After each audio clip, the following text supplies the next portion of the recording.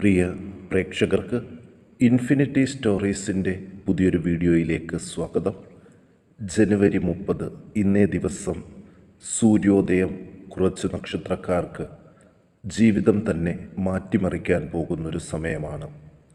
ഈ ദിവസത്തെ സൂര്യോദയത്തോടു കൂടി രാജയോഗം ആരംഭിക്കുന്ന നക്ഷത്ര ജാതകരെക്കുറിച്ച് ഇനി അടുത്ത 15 ദിവസം ഇവരുടെ ജീവിതത്തിൽ നടക്കാൻ പോകുന്ന കാര്യങ്ങളെക്കുറിച്ചും ഇൻഫിനിറ്റി സ്റ്റോറീസിൻ്റെ ഈ വീഡിയോയിലൂടെ ഒന്ന് പങ്കുവെക്കാം.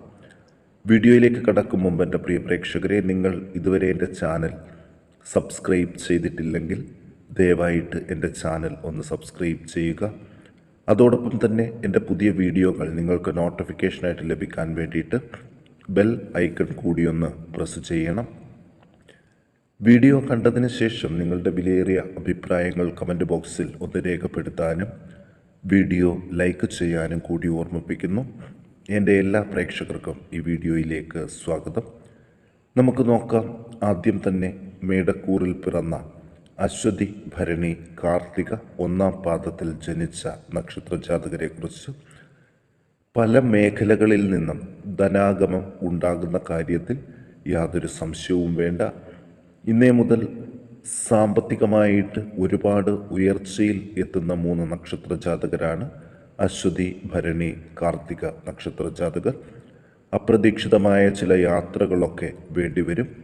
ശരീരക്ലേശങ്ങൾ കുറഞ്ഞു തുടങ്ങും. കോൺട്രാക്ട് ജോലികൾ ഉള്ളവർക്ക് നല്ല കാലമാണ്. ശത്രുക്കളുടെ ശക്തി കുറയും. സഹോദരങ്ങൾക്കും നല്ല കാലമാണ്. അവരുമായിട്ടുള്ള ബന്ധങ്ങൾ ദൃഢത വരാൻ സാധ്യതകൾ കൂടുതൽ. ബന്ധുജനങ്ങളുമായിട്ടുള്ള കലഹങ്ങൾ കുറഞ്ഞു തുടങ്ങും. നല്ല വാക്കുകൾ കൊണ്ട് കാര്യസാധ്യങ്ങൾ ഉണ്ടാകും. ചില സമയത്ത് വാക്കുദോഷത്താൽ കലഹങ്ങൾക്കും സാധ്യതകൾ കൂടുതലാണ്. നല്ല കർമ്മങ്ങൾക്ക് വേണ്ടി പണം ചിലവാക്കും. വിദ്യാർത്ഥികൾക്ക് നല്ല കാലമാണ്. ദാമ്പത്യ കലഹങ്ങൾ കൂടുതലാകും. പൊതുവെ ആദരവും അംഗീകാരവും ലഭിക്കും. വ്യവഹാരങ്ങൾ വിജയത്തിലേക്ക് വരും. വാദബന്ധിയായ അസുഖങ്ങൾക്കും കുറവ് കണ്ടു തുടങ്ങും. മേടക്കൂറിൽ പിറന്ന അശ്വതി, ഭരണി, കാർത്തിക നക്ഷത്രക്കാർ ദോഷശാന്തിക്ക് വിഷ്ണു ക്ഷേത്രത്തിൽ മഹാസുദർശന മന്ത്ര പുഷ്പാഞ്ജലിയും കദളിപ്പഴ നിവേദ്യവും സമർപ്പിച്ച് പ്രാർത്ഥിക്കാൻ ഒന്ന് ശ്രദ്ധിക്കുക. ഇനി ഇടവക്കൂറിലെ കാർത്തിക 2, 3, 4 പാദങ്ങൾ, രോഹിണി, മകയിരം 1, 2 പാദത്തിൽ ജനിച്ച നക്ഷത്രക്കാരെക്കുറിച്ച് നോക്കാം. നല്ല കർമ്മങ്ങൾക്ക് ഫലം ലഭിച്ചു തുടങ്ങും. വാക്കുദോഷം കൊണ്ടുള്ള ബുദ്ധിമുട്ടുകൾ ഒഴിവാക്കാൻ ശ്രദ്ധിക്കണം. ഒടിവ്, ചതവ്, ഹൃദയബന്ധിയായ രോഗങ്ങൾ, മൂത്രാശയബന്ധിയായ രോഗങ്ങൾ ഇവ ശ്രദ്ധിക്കണം. ആഗ്രഹങ്ങൾക്കനുസരിച്ച് പല കാര്യങ്ങളും സാധിക്കും. അസാധ്യമെന്ന് കരുതിയിരുന്ന പല കാര്യങ്ങളും നടക്കാനും ഇടയുണ്ട്. ഓഹരി വിപണിയിൽ ഉള്ളവർക്ക് നല്ല കാലമാണ്. ഇഷ്ടമുള്ള അന്നപാന സാധനങ്ങൾ ലഭിക്കും. പൊതുപ്രവർത്തകർക്ക് ആദരവ് ലഭിക്കും. തൊഴിൽബന്ധിയായ തടസ്സങ്ങൾ ഉണ്ടാകുമെങ്കിലും പിടിച്ചു നിൽക്കാൻ പറ്റും. ഉറപ്പിച്ച വിവാഹങ്ങൾ തടസ്സങ്ങൾ കൂടാതെ നടത്തും.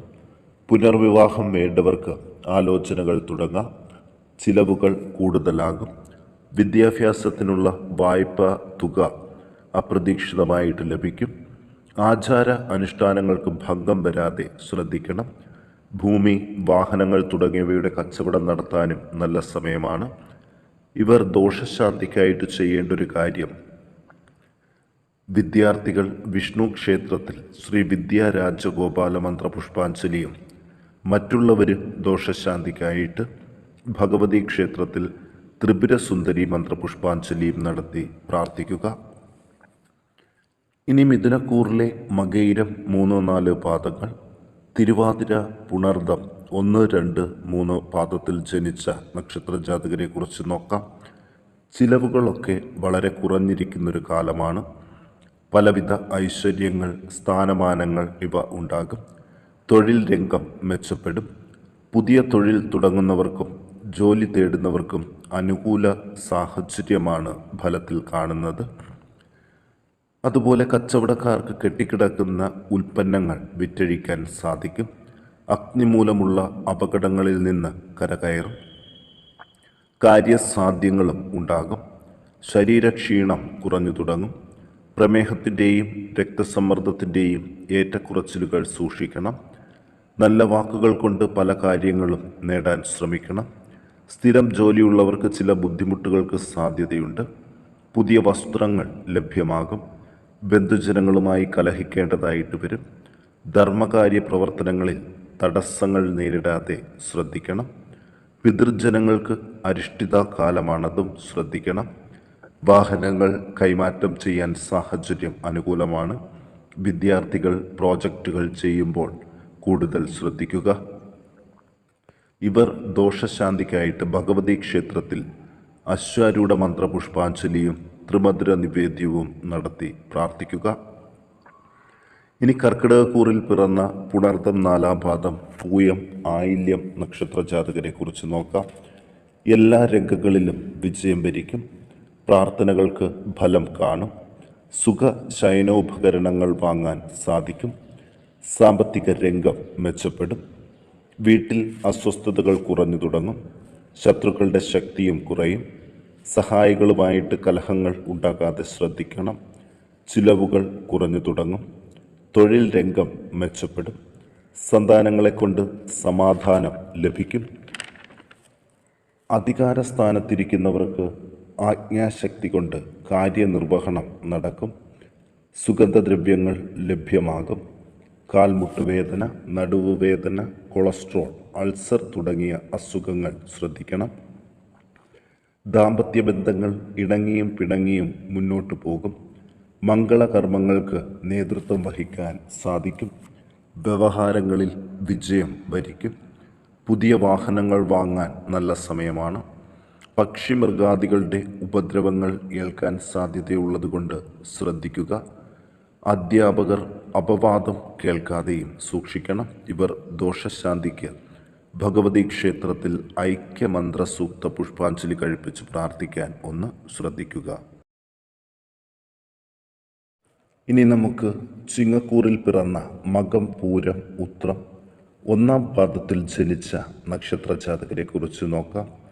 ഇന്നത്തെ സൂര്യോദയത്തോടുകൂടി പലവിധ ആപത്തുകളും ജീവിതത്തിൽ നിന്ന് ഒഴിഞ്ഞു പോകുന്ന ദിവസങ്ങളാണ്. കോപം വരുമ്പോൾ ശരവാക്കുകൾ പറയുമെങ്കിലും പിന്നീട് ശാന്തനാകുകയും ചെയ്യും. പൊതുവെ സുഖ അനുഭവങ്ങൾ ഉണ്ടാകും. കർമ്മമണ്ഡലം മെച്ചപ്പെടും. സ്വയം തൊഴിൽ ചെയ്യുന്നവർ കൂടുതൽ മുതൽ മുടക്ക് നടത്തരുത്. നാൽക്കാലി വളർത്തുന്നവർക്കും നാൽക്കാലി കച്ചവടക്കാർക്കും നല്ല സമയമാണ്. പാലിനും പാൽ ഉൽപ്പന്നങ്ങൾക്കും നല്ല കച്ചവടം കിട്ടിത്തുടങ്ങും. ആഭരണ കച്ചവടക്കാർക്കും അലങ്കാര സാധനങ്ങൾ വിൽക്കുന്നവർക്കും നല്ല കാലമാണ്. വാദബന്ധിയായ അസുഖങ്ങൾക്ക് യുക്തമായ ചികിത്സ ചെയ്യണം. പലവിധ ദുഃഖ അനുഭവങ്ങൾക്കും ഇടയുണ്ട്. ബന്ധനാവസ്ഥ വരെ ഉണ്ടാകാനും സാധ്യതകൾ കൂടുതലാണ്. അപമാനം ഉണ്ടാകാൻ ഇടയുണ്ട്. പുതിയ തൊഴിലിനായി ശ്രമിക്കുന്നവർക്ക് ഫലം കാണും. വിദേശത്ത് ജോലിയുള്ളവർ കൂടുതലായി ശ്രദ്ധിക്കണം. പുനർവിവാഹത്തിനായി ശ്രമിക്കുന്നവർക്കും കമിതാക്കൾക്കും വിവാഹത്തിനായിട്ട് ശ്രമിക്കാം. മക്കളുമായിട്ടുള്ള അഭിപ്രായ വ്യത്യാസങ്ങൾ പറഞ്ഞു തീർക്കാനും ശ്രമിക്കണം. ഇവർ ദോഷശാന്തിക്ക് ശിവന് ധാര കഴിക്കുകയും ഭഗവതിക്ക് ഐക്യമന്ത്ര പുഷ്പാഞ്ജലി കഴിക്കുകയും ചെയ്ത് പ്രാർത്ഥിക്കുക. അടുത്തത് കന്നിക്കൂറിൽ പിറന്ന ഉത്രം നക്ഷത്ര ജാതകർ 2, 3, 4 പാദങ്ങൾ, അത്തം, ചിത്തിര 1, 2 പാദത്തിൽ ജനിച്ച നക്ഷത്ര ജാതകരെ കുറിച്ച് നോക്കാം. കിട്ടാനുള്ളൊരു വലിയ തുക ഇന്നേ ദിവസത്തോടു കൂടി കിട്ടാനുള്ള സാധ്യതകൾ തെളിഞ്ഞു വരികയാണ്. സാമ്പത്തിക ബുദ്ധിമുട്ടുകളും ഇതോടുകൂടി മാറിത്തുടങ്ങും. പ്രത്യേകം ശ്രദ്ധിക്കേണ്ട ഒരു കാര്യം, പോലീസ് കേസുകളിൽ അകപ്പെടാതെ സൂക്ഷിക്കണം. പ്രായോഗിക ബുദ്ധി കൊണ്ട് പല കാര്യങ്ങളും നേടാനാകും. ദാമ്പത്യ സൗഖ്യം ഉണ്ടാകും. വിവാഹമോചന കേസുകൾ ഒത്തുതീർപ്പാക്കാൻ ശ്രമിക്കണം. പഴയ രോഗങ്ങൾക്ക് സമാധാനം കിട്ടും. അഗ്നി കൊണ്ടുള്ള ജോലികളിൽ പ്രത്യേകം ശ്രദ്ധിക്കണം. സ്നേഹിതന്മാരുമായും ബന്ധുജനങ്ങളുമായിട്ടുള്ള തെറ്റിദ്ധാരണകൾ പറഞ്ഞു തീർക്കാൻ ശ്രമിക്കണം. പുതിയ ഗൃഹനിർമ്മാണത്തിനും പറ്റിയ സമയമാണ്. ഭൂമിയുടെ കച്ചവടങ്ങൾ പ്രതീക്ഷിക്കുന്നത് പോലെ തന്നെ ലാഭത്തിൽ നടക്കും. കെമിക്കലുകൾ ഉപയോഗിക്കുന്ന ബ്യൂട്ടീഷ്യന്മാർ പ്രത്യേകം ശ്രദ്ധിക്കണം. വിദ്യാഭ്യാസത്തിന് തടസ്സങ്ങൾ ഉണ്ടാകാനും സാധ്യതകൾ കൂടുതലാണ്. ഇവർ ദോഷശാന്തിക്ക് വിദ്യാർത്ഥികൾ ഗണപതി ഹോമം കഴിക്കുകയും മറ്റുള്ളവർ ഭഗവതി ക്ഷേത്രത്തിൽ അഷ്ടോത്തരാർച്ചന കഴിക്കുകയും ചെയ്ത് പ്രാർത്ഥിക്കുക.